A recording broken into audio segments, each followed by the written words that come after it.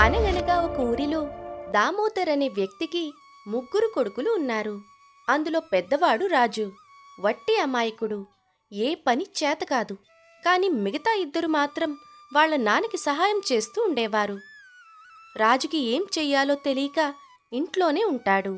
ఒకరోజు తండ్రి పిలిచి, రాజు, రాజు, నాన్న, చెప్పండి. ఇంకా ఎంతకాలం పని పాటు లేకుండా తిరుగుతావు? తమ్ముడిని చూసి నేర్చుకోరా. నీకన్నా చిన్నవాళ్ళే అయినా నాకు పనిలో సాయం చేస్తారు. కానీ నీకు ఏ పని చేయడం చేత కాదు. నీకు తిండి పెట్టడమే దండగా అని రోజూ తిడుతూనే ఉంటాడు. రాజు తండ్రి తిట్టాడని కోపంతో ఇంట్లో నుండి వెళ్ళిపోతాడు. అలా రాజు నడుచుకుంటూ అడవిలోకి వెళతాడు. అప్పటికే రాత్రవటం వల్ల పెద్ద చెట్టు కనిపిస్తుంది ఈరోజు రాత్రి ఈ చెట్టు తొర్రలో పడుకుందాము అని అనుకుని ఆ తొర్రలో పడుకుంటాడు. అప్పుడే అక్కడికి 2 దొంగలు వచ్చి చిన్న వెలుగులో వాళ్ళు దొంగతనం చేసినవి చూసుకుంటూ ఉంటారు. ఒరే, వజ్రాల హారం ఉంది చూడు. ఇది తీయడానికి చాలా కష్టపడ్డాను. ఎందుకురా? ఎందుకంటావేంట్రా? రాణిగారి మెడలోంచి తీశాను. మరి రాణిగారికి మెలకు రాలేదా హారం తీసినప్పుడు? లేదు, రాణిగారు మంచి నిద్రలో ఉన్నారు. నా నైపుణ్యం అంతా ఉపయోగించవలసి వచ్చింది. అప్పటికే వీళ్ళు మాటలు వింటున్న రాజు దొంగల మూటలు బట్టి నగలు రాజుగారి కోటలో నుండి దొంగతనం చేశారు అని అనుకుంటాడు. అప్పుడే చల్లగాలి వేయడం వల్ల రాజు 2 తుమ్ములు తుమ్ముతాడు. ఆ శబ్దం విన్న 2 దొంగలు ఎక్కడి నుండి వచ్చింది అని రాజు పడుకుని ఉన్న చెట్టు దగ్గరికి వెళతారు. వాళ్ళు రావడం చూసిన రాజు తనతో పాటు తెచ్చుకున్న ఒక నల్లటి దుప్పటి కప్పుకొని పడుకుంటాడు. 2 దొంగలు చెట్టు తొర్రలో చూస్తారు. అక్కడ నల్లగా ఏదో కనిపించగానే అమ్మో ఎలుగుబంటి అని అరిచి దొంగతనం చేసిన నగలు వదిలేసి 2 చెరో పక్క పారిపోతారు.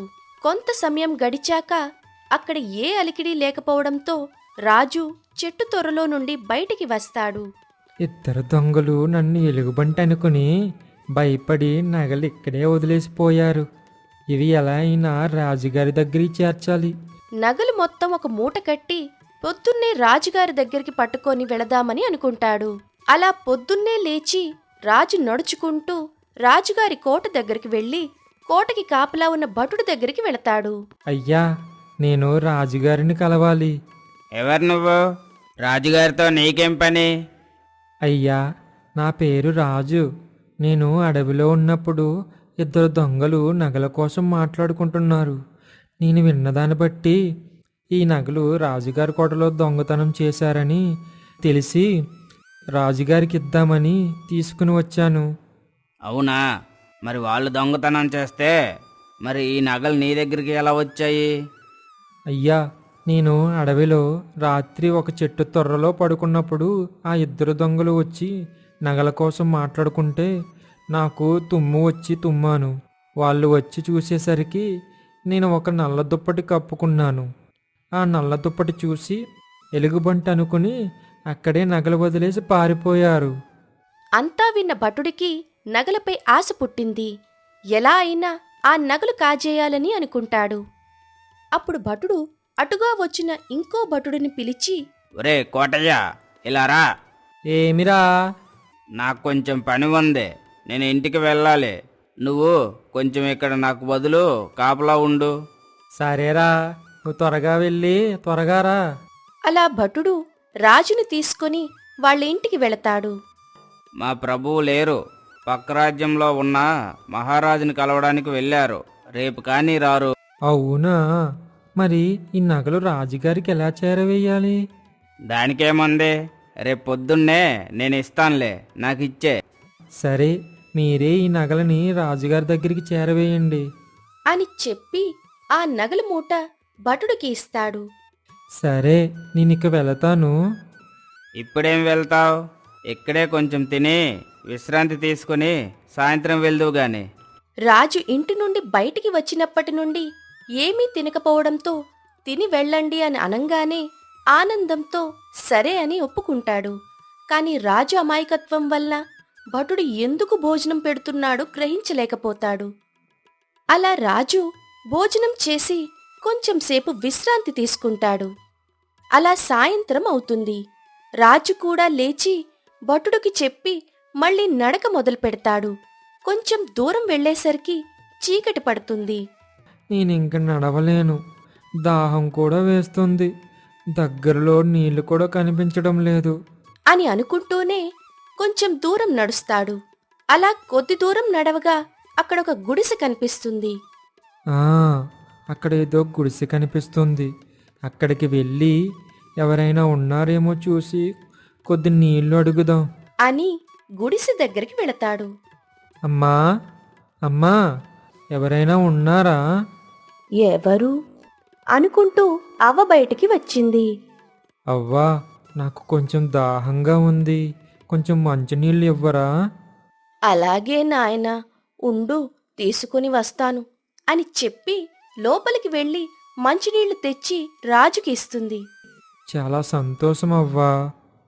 నువ్వు ఎవరి బాబు, ఈ సమయంలో ఎక్కడి నుండి వస్తున్నావు? అప్పుడు రాజు జరిగిందంతా చెబుతాడు. అంతా విన్న అవ్వ, నిన్ను చూస్తుంటే అమాయకుడిలాగా మంచివాడిలాగా ఉన్నావు. నిన్నెందుకు మీ నాన్న తిట్టారు? సరే, నువ్వు ఇక్కడే ఉండిపో, నిన్ను నా కన్నబిడ్డలాగా చూసుకుంటా. అవ్వ అన్న మాటలకి రాజుకి సంతోషం వేసి అక్కడే ఉండిపోతాడు. భటుడు నగలు మూట విప్పి చూస్తూ ఉండగా అక్కడికి భటుడి భార్య వస్తుంది. ఏవండి, ఎవరివి నగలు భలే ఉన్నాయి అని చెప్పి అందులో వజ్రాలతో ఉన్న హారం వేసుకుంటుంది.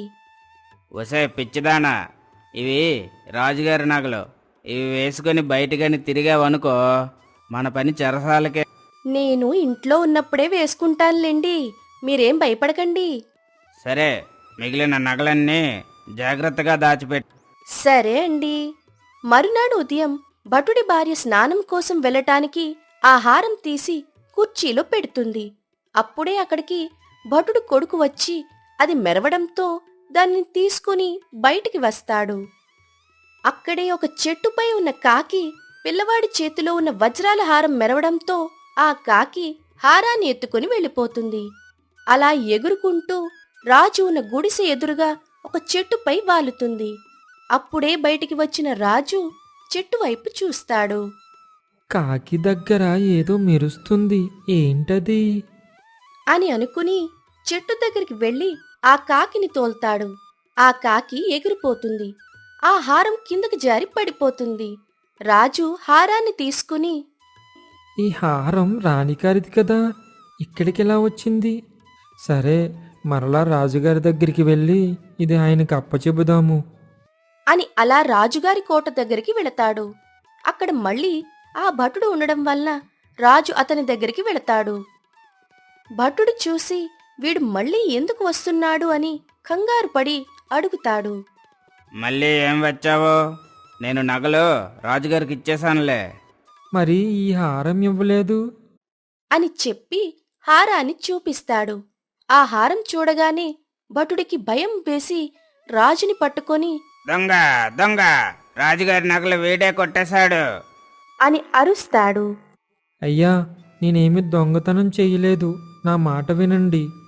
రాజు మాటలు ఎవ్వరూ పట్టించుకోకుండా రాజును తీసుకొని రాజుగారి దగ్గరికి వెళతారు. ప్రభు, మీ నగలు దొంగతనం చేసేది వీడే. లేదు ప్రభు, నేనేమి దొంగతనం చేయలేదు అని మొత్తం జరిగిందంతా చెబుతాడు. అది విన్న రాజుగారికి భటుడిపై అనుమానం కలిగి, లేదు ప్రభు, నాకు ఏ నగల మూట ఇవ్వలేదు. అప్పుడు రాజుగారు, సరే పద, మీ ఇంటికి వెళ్ళి చూద్దాం అక్కడ నగలు ఉన్నాయో లేవో. అలా రాజుగారు భటుడి ఇంటికి వెళతారు.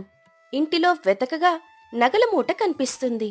రాజుగారు అబద్ధం చెప్పిన భటుడికి శిక్ష వేసి రాజు నిజాయితీకి నచ్చి కొంత నగలను బహుమతి రూపంలో ఇస్తారు. అవి తీసుకుని రాజు చాలా సంతోషంతో అవ్వ దగ్గరికి వెళతాడు. రాజు అవ్వకి జరిగిందంతా చెప్పి ఆ నగలను అమ్మి అవ్వకి మంచి ఇల్లు కట్టి అక్కడే అవ్వతో పాటు ఆనందంగా జీవిస్తాడు.